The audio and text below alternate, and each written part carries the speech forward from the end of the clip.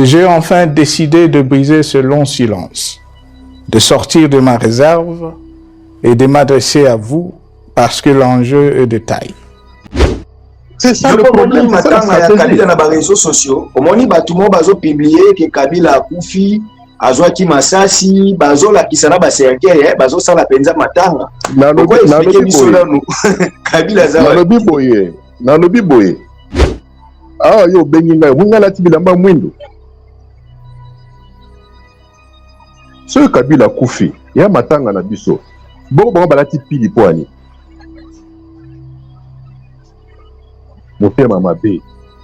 Mais le pauvre Kabila, Kabila est dans tout. Kabila, il est à l'est. Kabila, il est avec le Rwanda. Kabila, il est partout. Kabila est même à la morgue. Kabila est partout, même à la morgue. Kabila est même à la morgue. J'ai décidé de briser le silence. Les gens disent, il s'agit d'une stratégie de diabolisation. Kabila et pas Nabino comme et pas Yabao Bengi ba communicateur Rwanda. Kabila comme il a une sorte d'ingrédient nécessaire pour rendre le programme Nabino, le discours Nabino délicieux ou intéressant. Il s'avère que Batouana bango de ba grand kabiliste. Parce que grâce à eux, pendant ces 8 années où Kabila a s'éloigné du pouvoir, grâce à eux, Kabila est demeuré vivant politiquement en RDC. Et Kabila est devenu même plus populaire que comme il était à l'époque où Azalaki à la tête de ce pays. Est-ce que Rwanda bazar ma belé na bango au bisoto botola au bazo réclamer, notamment dans Nord Kivu, au bazar ko réclamer? Je pense que la première personne à s'être plaint de l'agression rwandaise, c'est M. Laurent Désiré Kabila. Jusqu'à sa mort, M. Laurent Désiré Kabila avait dénoncé l'agression rwandaise. Joseph Kabila, vous vous souviendrez qu'en 2013, je crois septembre 2013, du haut de la tribu des Nations Unies, il avait dénoncé l'agression rwandaise. Dire que Félix Tshisekedi aurait raison, non. Nous partons du principe de la continuité de l'État. En se référant à ces deux prédécesseurs, ils ne pouvaient que maintenir ce niveau-là de discours vis-à-vis du Rwanda. Mais fort malheureusement, qu'avons-nous constaté? Les gens qui ont été défaits en 2013 vont se retrouver invités à Kinshasa pendant 14 mois aux frais de la princesse. Les gens qui ont été arrêtés, justice et condamnés Bango, certains baguent la prison à Ndolo, je pense. Quand le mensonge prend l'ascenseur, la vérité prend l'escalier. On a promis, on va donner les jeeps aux députés. Il y aura des jeeps.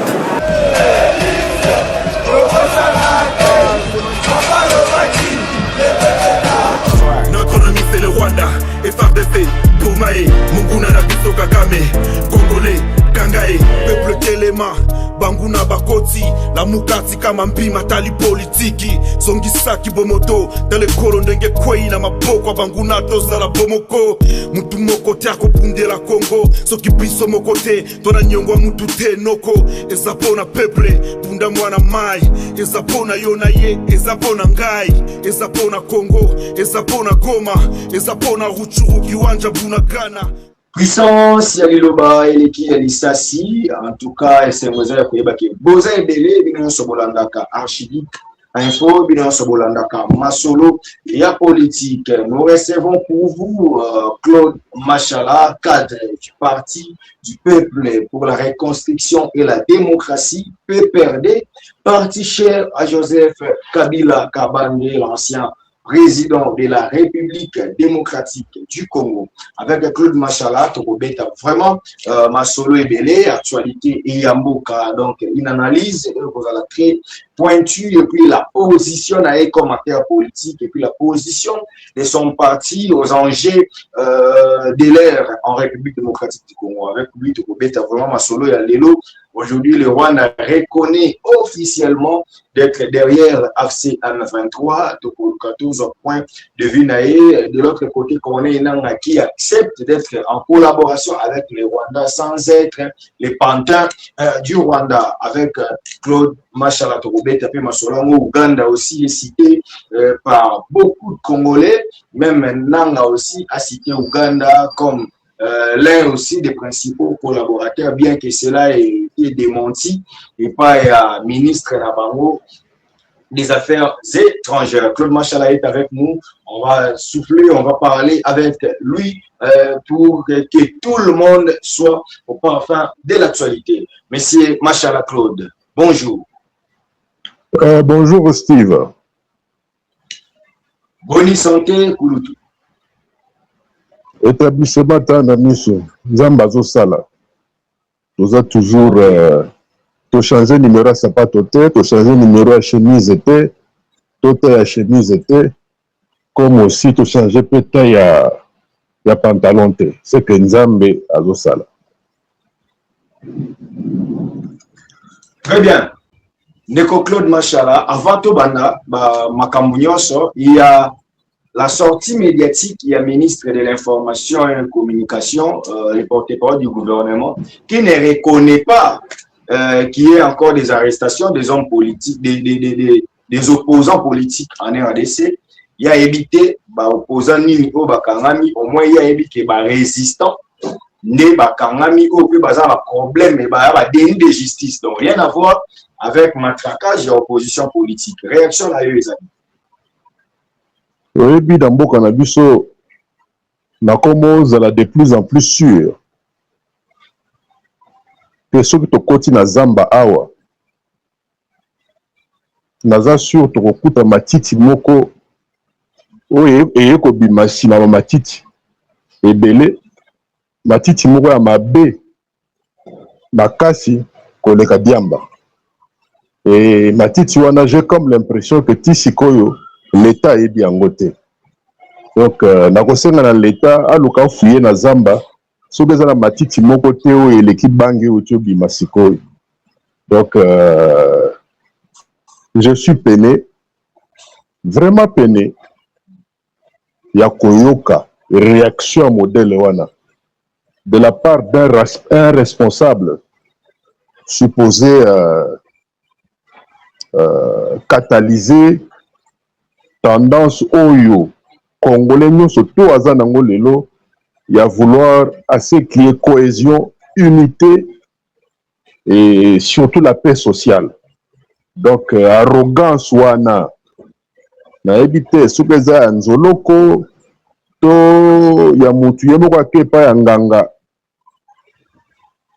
tango moso alekisi na mutu na famille asengi ke akoma capable à kobimisa maloba ya modèle wana eza ko blesser des milliers de gens, des milliers de familles.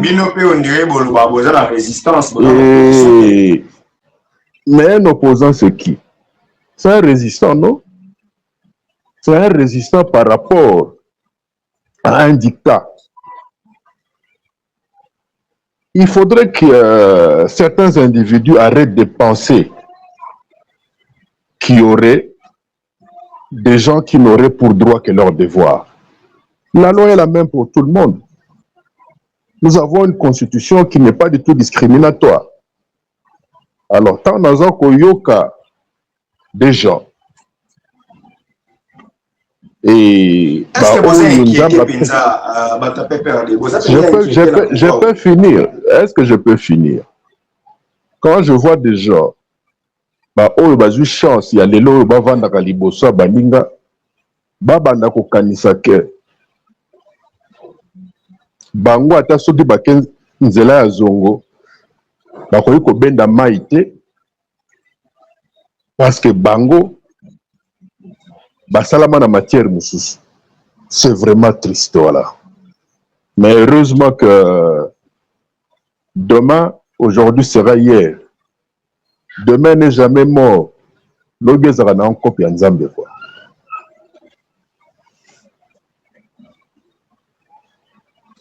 Mais bande kebele baza ko accuser bino, balobi bino depuis pe bakangi SP, bakangi vice-président, bakangi mo bakadre mususu, bino pe lelo boeton mususu bozo vivre na moins insécurité, mais la base du PPRD ne se met pas debout, la base du PPRD ne réagit pas. Nous avons kaka quelques cadres na siège ya parti bazo loba libérer Chadel et tout ça, mais au moins en mouvement où il fallait tout le monde na bandeko baza en opposition pour organiser une marche, ville morte, quelque chose comme ça pour réclamer la liberté des dirigeants du parti et ça la maté. Le PPRD reste amorphe face à cette situation. Qu'est-ce qui se passe juste?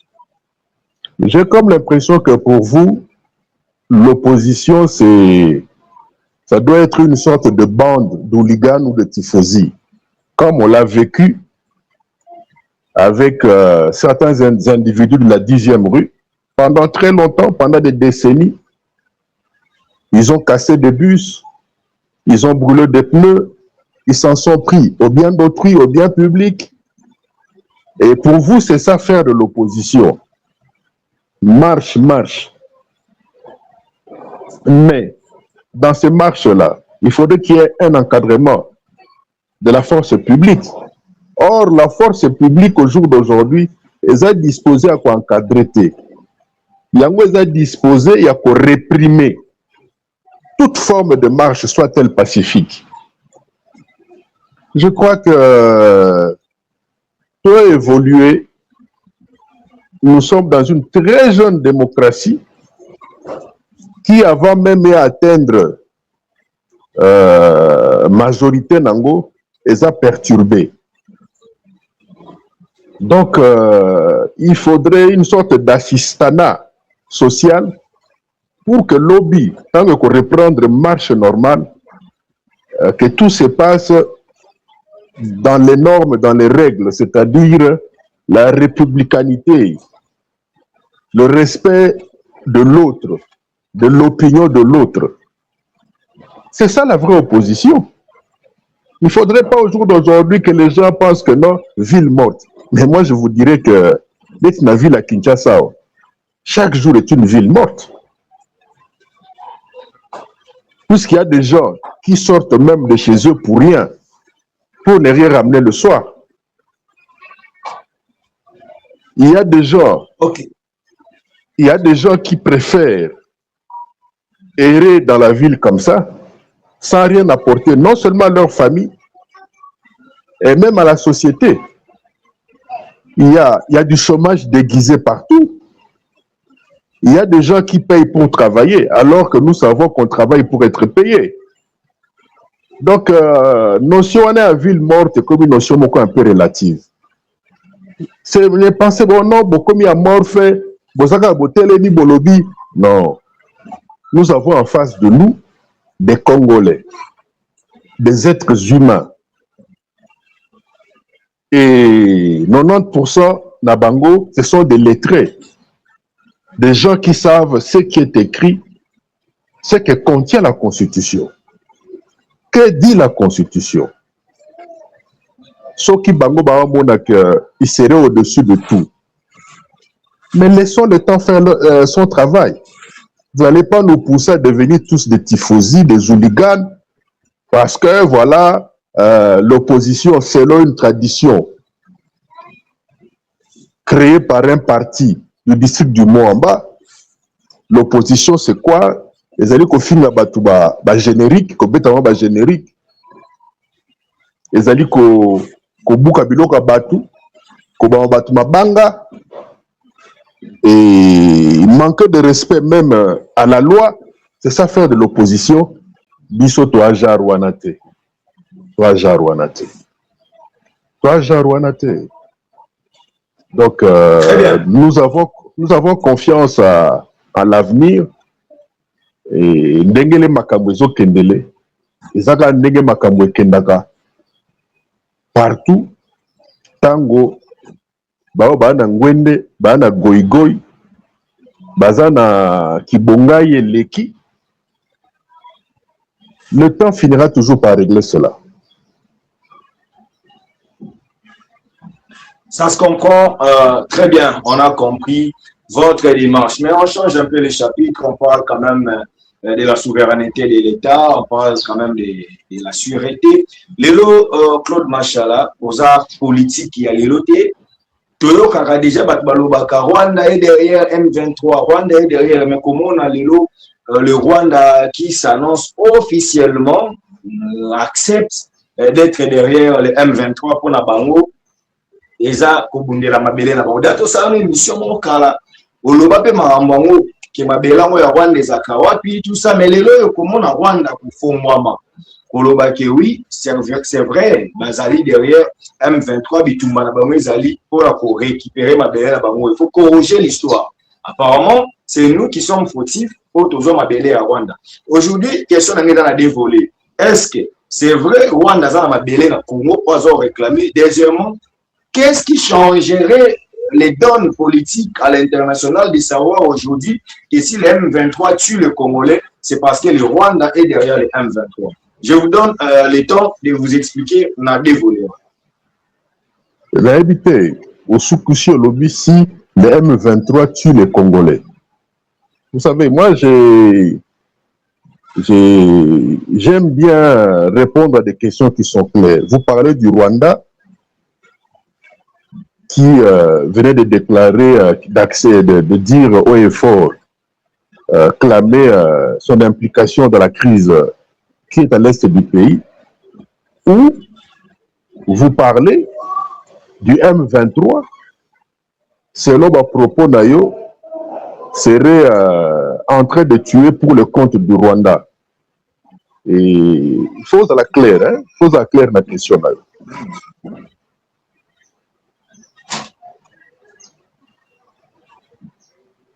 Zala clair na question na yo. Donc Lelo, Bazana a raison, il y a réclamer ma belle. Non. Zala clair na question na yo. Oza clair te na question na yo. Question na neza boui. Na Biblia na zana dévolé la réponse na zana mo besoin. Rwanda yoza muto yebi pe Congo parce que oza mo bundeli amboko oza congolais.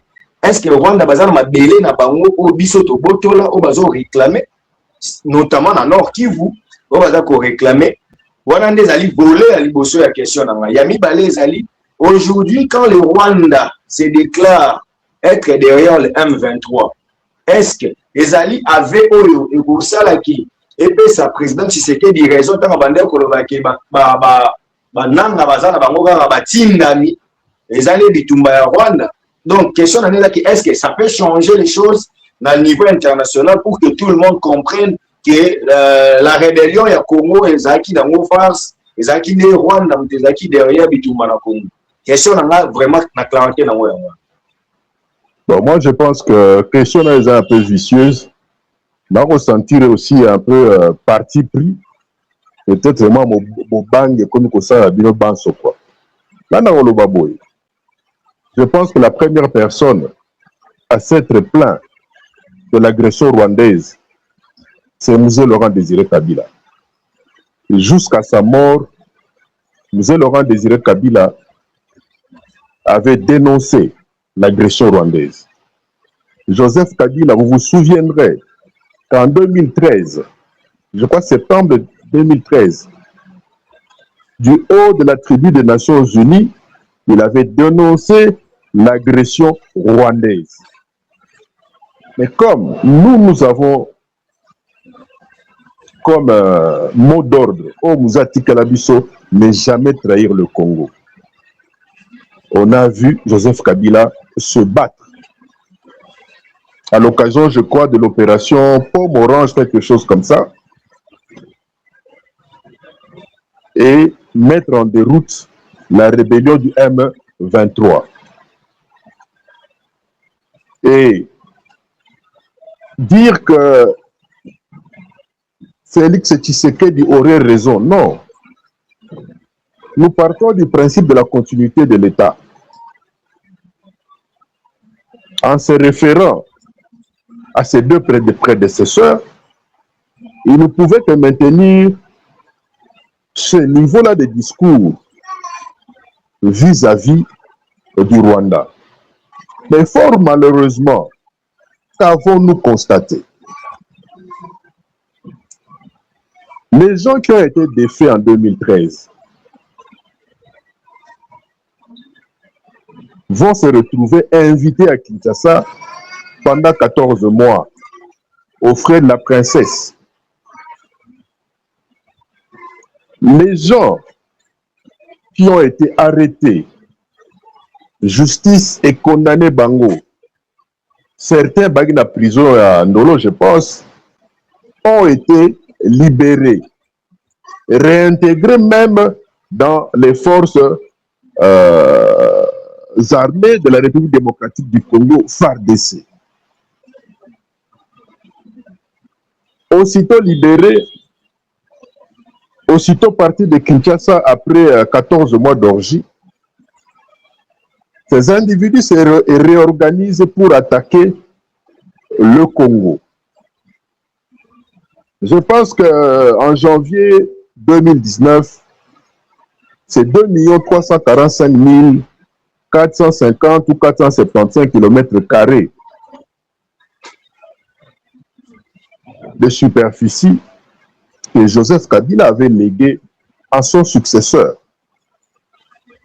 avec plus de 145 territoires. Aujourd'hui, nous avons fait une année sans le Nord Kivu à la gestion de Kinshasa. S'il vous plaît, vous m'avez posé une question à deux volets. Laissez-moi parler. Ça, c'est un problème de gestion, un problème de gouvernance de l'actuel régime. Parce qu'on dit toujours gouverner, c'est pour prévoir, prévenir, tout ce que vous voulez.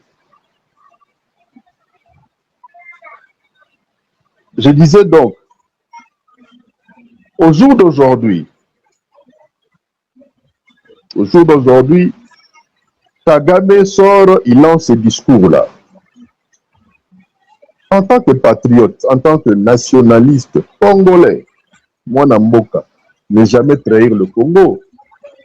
Pour moi, c'est une énième provocation. C'est une arrogance de trop.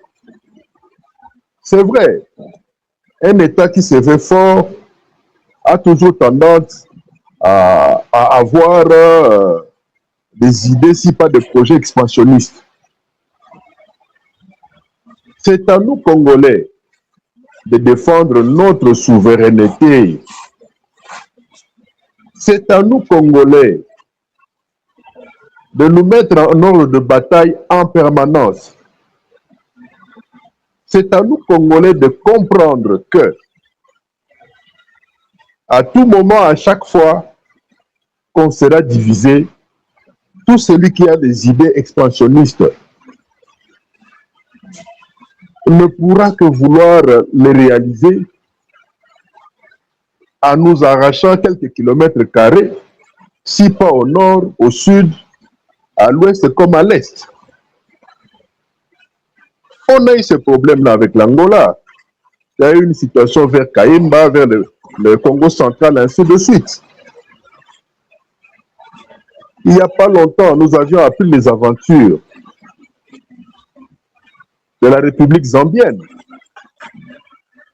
Les Mbororo, les voilà, ils sont jusqu'à l'Équateur au jour d'aujourd'hui. Plus d'une fois, nous avons vu des éléments vidéo où des drapeaux du Congo-Brazzaville étaient carrément plantés chez nous. Il y a quelques jours, nous avons vu, on nous dira qu'il y a des problèmes vers l'Ouozi avec nos frères du Congo-Brazzaville qui traversèrent à l'époque de la guerre civile là-bas, et d'autres viennent encore de s'ajouter, qui commencent à revendiquer certaines portions de terre. Donc le problème n'est pas qu'à l'Est. C'est vrai, à l'Est, c'est, comment dirais-je, c'est la partie la plus visible de la menace qui pèse sur notre souveraineté. Kagame a parlé. C'est vrai, nous devons prendre cela en considération. C'est vrai aussi que nous avons vu l'actuel chef de l'État, qui n'a pratiquement plus que 17 mois avant la fin de son dernier mandat. Au début, là, il avait pensé que sa bonne foi suffisait pour que Kagame comprenne qu'il y a moyen de vivre ensemble,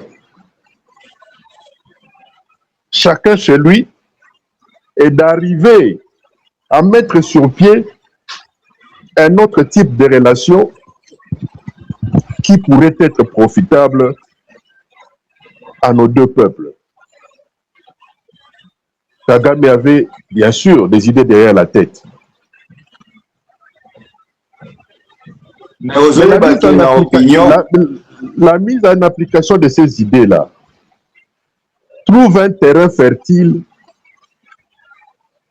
s'il vous plaît, dans nos divisions, dans le fait qu'il n'y a pas de cohésion nationale, il n'y a rien. Il en profite. Il en profite, papa. Non, mais aujourd'hui, il y a une opinion pour la Bakebele, Kizaka Bino, il y a PPRD, que Bino Nde Bozali, patron, il y a AFC M23. Apparemment, c'est comme si, selon ce qui s'est dit dans les salons politiques, surtout la majorité des communicateurs de l'Union sacrée pensent que AFC M23, c'est Kabila qui en est le propriétaire, qui est maintenant en collaboration avec les Rwandais. Maintenant, aujourd'hui, quand les Rwandais s'est dit comme ça, nous pouvons dire aujourd'hui Kabila est dédouané ou Kabila est encore crucifié dans sa démarche. Au moins, ce que j'apprécie pas chez Bidonio, surtout les journalistes d'aujourd'hui. Kabila et pas na Bino, comme et pas Yabao Bengi, communicateurs Rwanda. Moi, je les appelle des petits fausis. Délimités. Kabila comme le col a une sorte d'ingrédient nécessaire pour rendre le programme Nabino, le discours Nabino délicieux ou intéressant. Kabila comme on dirait sim Nabino, une sim. Parce que les sim les aranao mouké, les téléphones sont des anguilles sim. Ils ont des utilités. C'est-à-dire, pour bannir une mission bien, mais je savais qu'à un certain moment, on dit que Kabila est derrière. Mais non, écoutez. Bien sûr que je ne peux que remercier tous ces gens-là qui passent le clair de leur temps, de leur discours, à citer, à répéter le nom de Kabila, puisque il s'avère que Batouana, on est des grands kabilistes. Parce que grâce à eux, pendant ces 8 années où Kabila a s'éloigné du pouvoir, grâce à eux, Kabila est demeuré vivant politiquement en RDC. Et Kabila est devenu même plus populaire que comme il était à l'époque où Azala qui est à la tête de ce pays. Et ça, c'est vraiment grâce, il y a type, il y a discours ouana, genre à discours ouana. Pour ça, vraiment, chapeau bas, je n'ai reconnaissance vis-à-vis d'eux. Donc, que les gens disent que non, on est AFC, mais ce sont des grands garçons. Ce sont des grands garçons. Voilà, Kabila est derrière l'AFC. Mais le pauvre Kabila, Kabila est dans tout. Kabila, il est à l'Est. Kabila, il est avec le Rwanda. Kabila, il est partout. Kabila est même à la morgue. Kabila est partout, même à la morgue. Kabila est même à la morgue. Les gens disent, il s'agit d'une stratégie de diabolisation qui a commencé depuis longtemps. Il faut profiter du fait de cette antipathie qu'ont les Congolais vis-à-vis du Rwanda, des Rwandais, pour diaboliser Kabila. C'est ça le problème. C'est ça la Kabila na ba réseaux sociaux. Omoni batumo bazo publier que Kabila akufi azwa ki masasi bazo la kisana ba cercle bazo sala penza matanga. Na lobi boye. Ah yo beninga ngala tibilamba mwindo. Ce Kabila akufi ya matanga na biso. Bongo balati pili poani. Motema mabe. Oui, dans la vie, hein. Dans la vie, il faut toujours éviter Nyongo et Zanga de charge. Nyongo et Zanga de charge. Il faut éviter Yango parce que Nzambe, alekina souciate. Nyongo ezanga de charge eza lokola eloko laki bokilo na yo. Omoni. Donc Kabila est partout. Kabila est à l'est, il est à Goma. Kabila, on l'a vu à Aksobi Kalundu. Kabila, on l'a vu en Angola. Kabila, on l'a vu à Uvira. Et finalement, Kabila est à la morgue maintenant. Kabila est dans leur cœur. S'il vous plaît, Kabila a son date. Kabila est dans vos cœurs. Il est dans leur cœur. Et il est dans leur cœur. Mais oui. Problème na bango nde yangwana ba ko kolomuna Kabila unité mana bango te. Obenga ena ni Kib Kabila. Dans le bien dans la vie, il faut toujours éviter Nyongo et Zanga de charge. Pour Nyongo wana. Webi eloko bako sala Zanga lokola nde bakosaka fufu. Webi fufu bakosaka ngo ata na nguba eleki na ngupe. Fufu bakosaka ngo ata na nguba kokosa fufu eleki na ngo omeli mai tongo petani. Moni. Je crois que la chose la plus importante maintenant est Ali Oluka Totalana, les yeux dans les yeux, tout le banaba vérité. Discours wana Kabila zana ba Rwandais Kagame a lobby boy. Mais ce bino kandika Kagame, bongo Museveni. Na yo ke lobby ono ministre des Affaires étrangères ya Uganda a Wangani. Mais Bunagana. Voilà, il y a une question. S'il vous plaît. Est-ce que Bunagana est à la frontière na Rwanda? On a cité Uganda. Alors, il va collaborer avec na Rwanda, il va collaborer avec na Uganda. Même ministre des Affaires étrangères, il y a Uganda, Boyi, alors il va collaborer avec. Et vous allez maintenant croire à qui maintenant là? Maintenant, ça dimanche, moi, il y a Bunagana. Hein? Mais Bunagana est à la frontière nani? Na Rwanda to na Uganda. Na Uganda. Bazo babi sauté. Réaction ministre wana.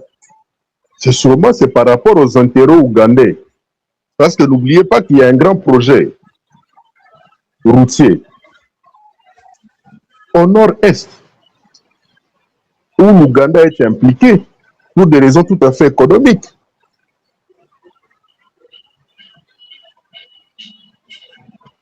On a plus d'une fois suivi le discours.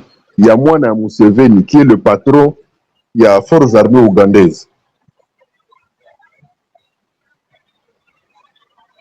Et vous parlez de l'Ouganda peut-être vous mettez des gants parce que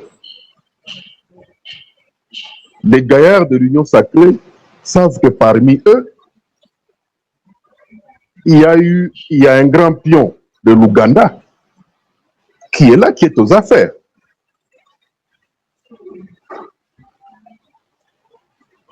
Qui était d'ailleurs supposé se retrouver aussi interpellé, si pas témoin, dans le fameux dossier de notre frère Roger Lumbala.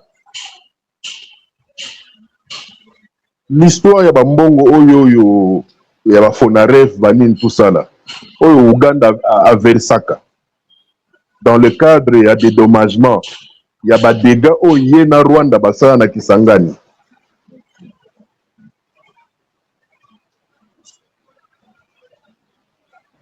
Kagame n'est qu'un être humain, il passera. Il passera. Comme avant lui, il y a eu Abiyarimana qui a fini de la manière la plus tragique. Avant Abiyarimana, il y a eu d'autres personnes. Mais le Rwanda en tant qu'État sera toujours là et sera toujours notre voisin. Ok. Comme le Rwanda sera toujours notre voisin. Oui, mais qu'on arrête un peu de vouloir penser que Congolais de lui-même, à cause de destin en main, à cause de s'auto-prendre en charge, il faudrait qu'il y ait toujours quelqu'un derrière pour lui rappeler quels sont ses droits, quels sont ses devoirs. Nous sommes à 17 mois de la fin du second mandat de l'actuel chef de l'État. Le plus important pour nous, c'est d'arriver à recouvrer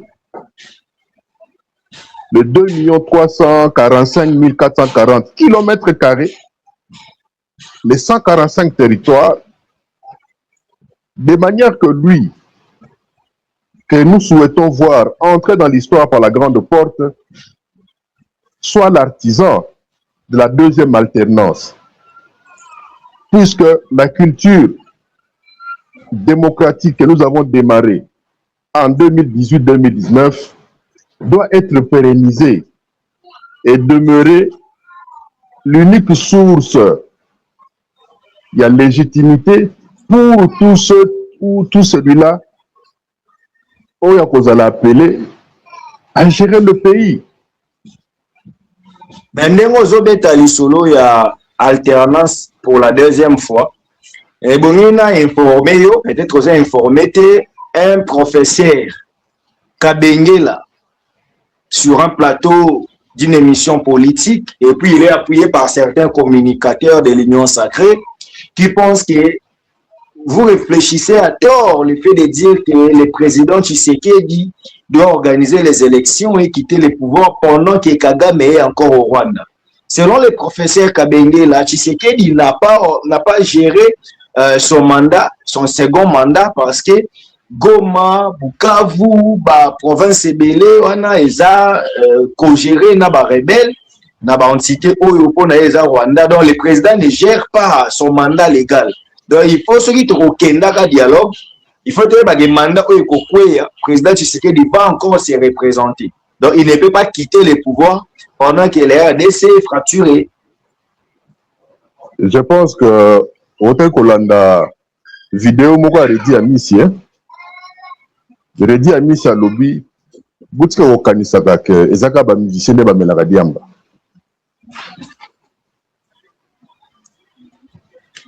C'est ça ma réponse. Boutika okanisaka ke ezaka ba melaka diamba. Ngala lobby oredi à Missi à lobaki. Je crois vidéo yango talaki yango. Botika kokanisa ke ezaka atende ba melaka diamba. Ka mama le melaka diamba te. Ozoka.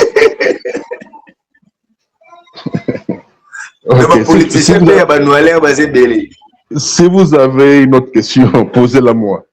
Ngana ebiso kaka, ngana se référer na ba propos aredi à Miss Bailo Kanto. Ah, du botika kokanisa kaka ba musicien. Ah, tina certains hommes de Dieu ba noalé. Donc un homme censé supposé ne pas oublier que notre pays est dans la situation dans laquelle il se trouve à cause surtout à Bata Français Milai, à cause surtout à Bata Bakazaka à Centré, à cause surtout à je le connais, Mboka et Koufite Pona Bakwado, Bakasongo, Bachaer, Bana Verni, To Baporo, Bares, Mboka Koufite Pona Batala Koute, Mboka et Koufi Batu, Babomi Mboka Oyo Zabatu Oyo, Soka Zubik, a signé le Kassa Moko Boy. Dégâts. On dit pendant 10 millions. 10 millions et les coins. 10 millions de francs. 10 millions d'euros. Donc, Mbongweye, le boton a une école wanat. On a photo kabolana to kanisa sima. Les pères de famille. Les pères de famille, au coup tabangote parmi les Kwado, les Chaer, Bares, Baporo, les pères de famille, Nini Balekakana ba cortège na ba girofare, les pères de famille. Les pères de famille sont plus dangereux que Bakuluna. Les pères de famille sont plus dangereux que Banyaki, Bayanki, Babandi Moussouf, na Kisasa Aou. Yangwana, nazaki très intéressé na eloko redi ya Michel Lobaki wana. Botika kokanisa ke kaka ba nduliste ba misile ba noa. Ozoyoka. Et bon ba père de famille. Pour comme na niveau moteur mabe ya ke mbongo eza destiné na batonga hôpital bo vandi bo kaboli pe. Ah. Mais puisque pour glisser le détournement, DG Jeffrey Maza suspendu par le ministre des Transports pour avoir détourné 1 600 000 $. Et il faut découvrir que chaque mois 150 000 $ pour la fonds secret des recherches. DG à quoi il y a Mutambu, to déjà bandé Olia. Pour le lot, ceinture, il y a DG pour accuser le ministre des Transports. Il n'avait pas le droit de les suspendre. À Saliango, Namute Mamabe, parce que DG Wana a évité. D'ailleurs, 1 million à chaque effort de guerre. Les soldats, il y a une fois en émission. Est-ce que les dollars, il y a des corps, il y a des solo, il y a des millions. Mais tu as sur 1 600 000 Moroboye. Il y a Jeffrey et Bungi. Il a tort ou il a raison, Je pense que la justice doit déjà être mise à contribution, comme aussi l'inspectorat général des finances aussi. Donc, et surtout que dans ces dossiers, il y a un acteur politique majeur là-dedans qui à la fois était à la défense nationale, c'est-à-dire ici Kambongo et Sengela qui est coma. Et Tomona qui une fois, à l'époque, Azaki na défense, en train de brandir un gros chèque venu de l'OGFREN. Mais voilà qu'au jour d'aujourd'hui, il assure la tutelle technique OGFREN.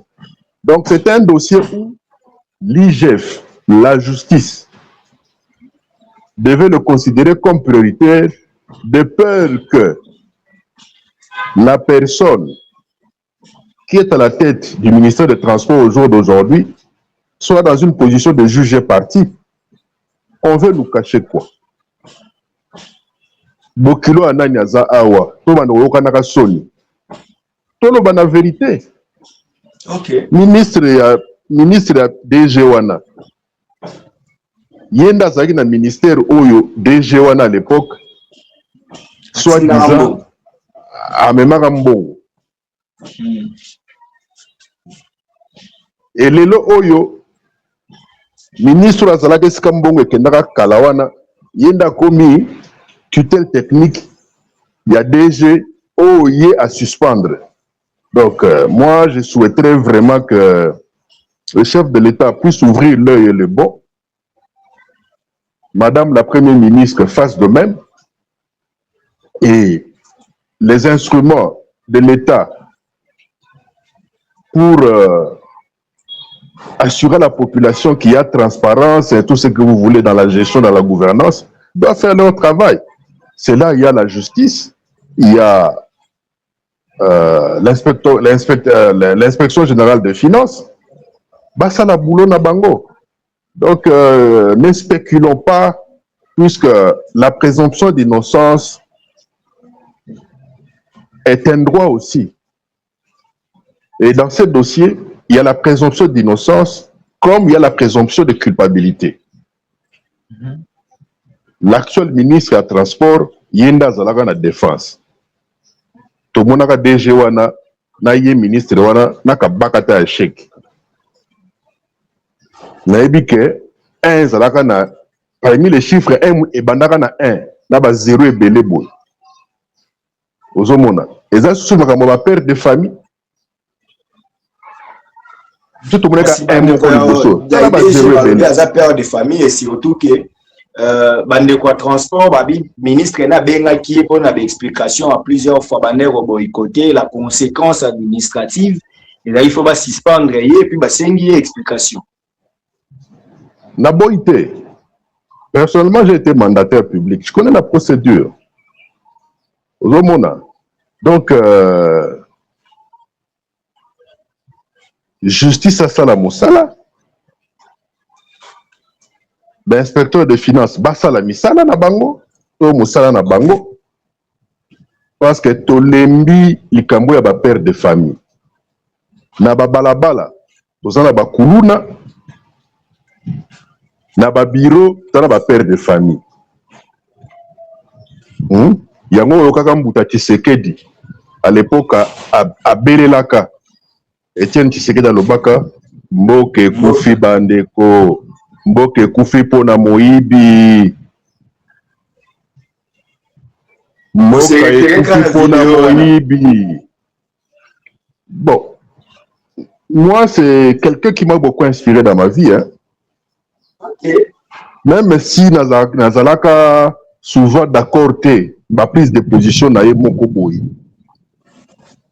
Donc comprendre. Encore étudiant, c'est quelqu'un qui nous a beaucoup inspiré. Surtout les gens à ingraté. Ils sont ceux qui m'ont fait au baboul.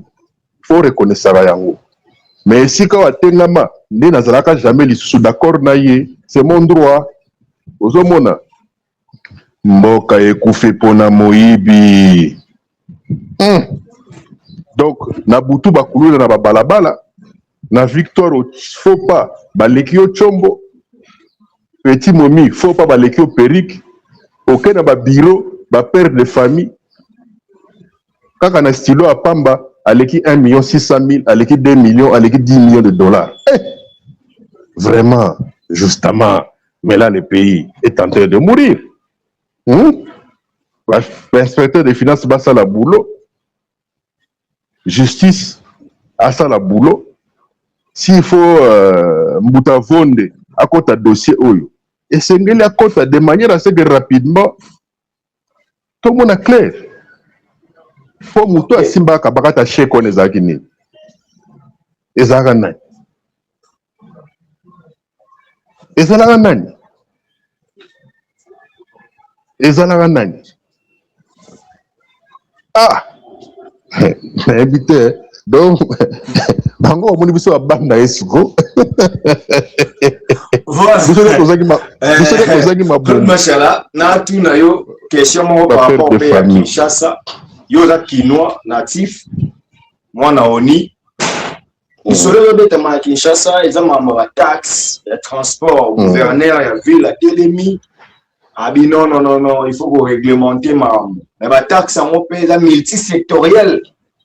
awa eza mambu ya permis de conduire so oza na permis te na nzela okobima te eza na mambu ya assurance soki oza oassure mutuka te okobima te eza makambo ya vignette faut kofuta $70 ya vignette eza makambo ya contrôle technique basangisi bango il faut bafuta bataxe wana po mboka pe etambwama tolobaka ke tofuta mpako po totonga ekolo mais kote pe bamopila baporo bango pe baleli babiono taxe yango ekomi ebele mbala moko plus de $520 gouverneur alobi te ezalaki périodique moratoire ya permis ezalaki moratoire ya contrôle technique ezalaki vignette eza lancement ya campagne qui a tort qui a raison faut baserre bachauffeur bakolo mituka bazala en règle to faut batika bango au nom ya janvier touti na babonani nayebi te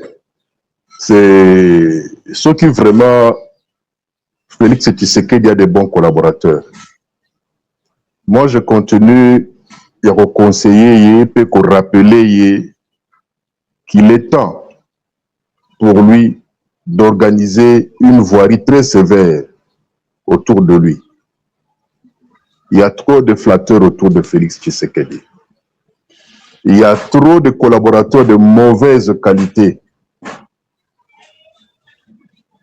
autour du chef de l'État.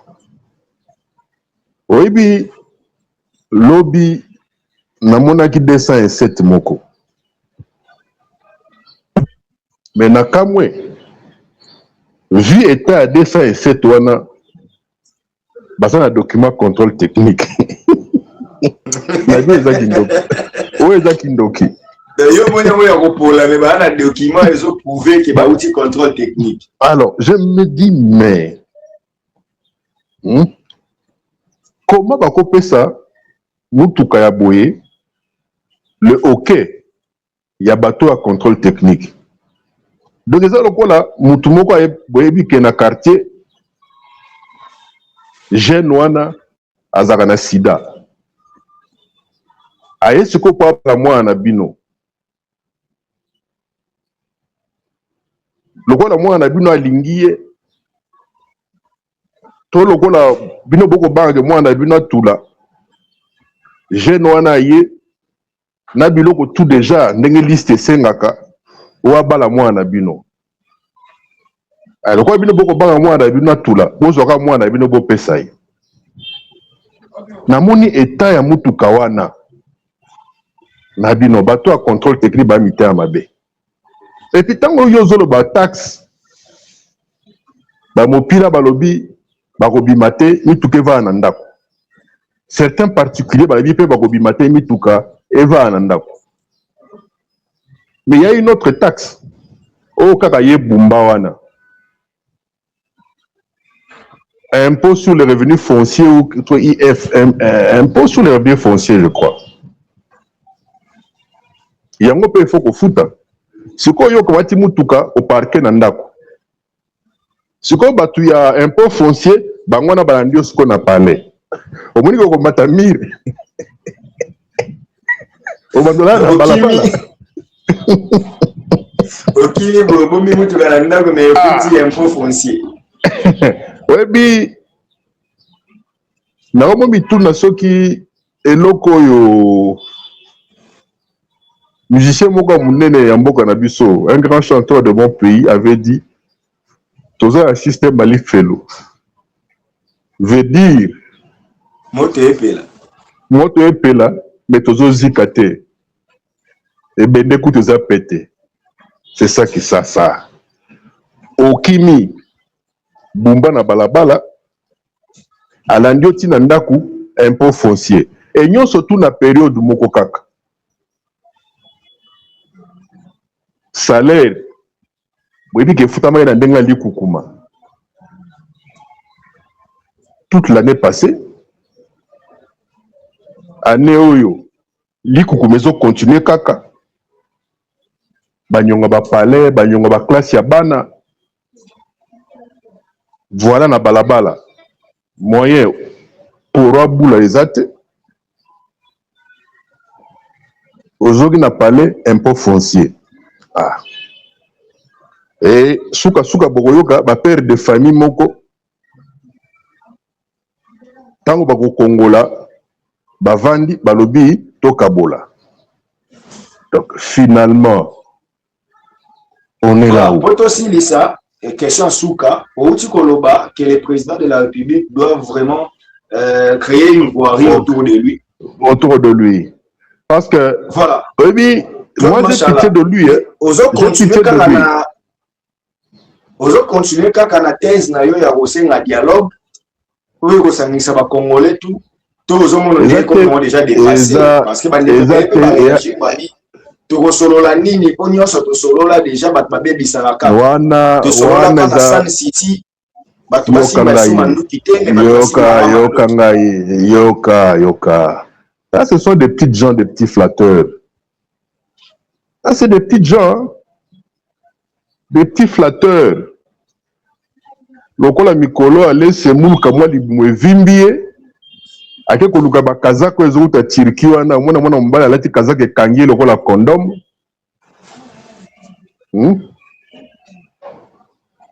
Eza kongala ondire batongaki wana poso ya dauphin.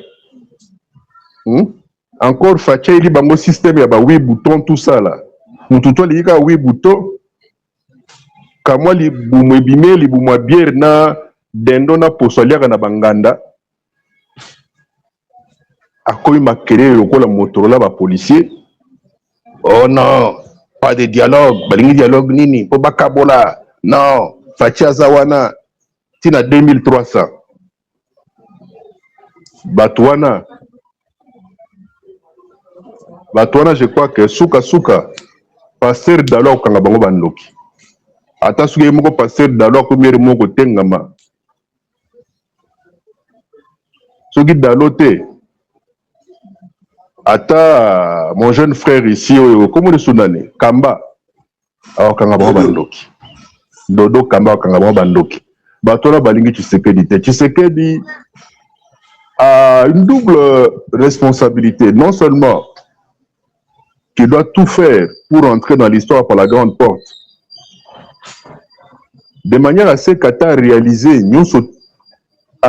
Tenyon Soto à la Kaki, mais attends, Makamumi Balemi Satomine Oya Kotika, ce que l'obi azali sous-souté na Kitiwana, ce que Mutualinga lo bato a tonga ya mingi, soit kanisi likambwana a dosé, to atiki bilobela.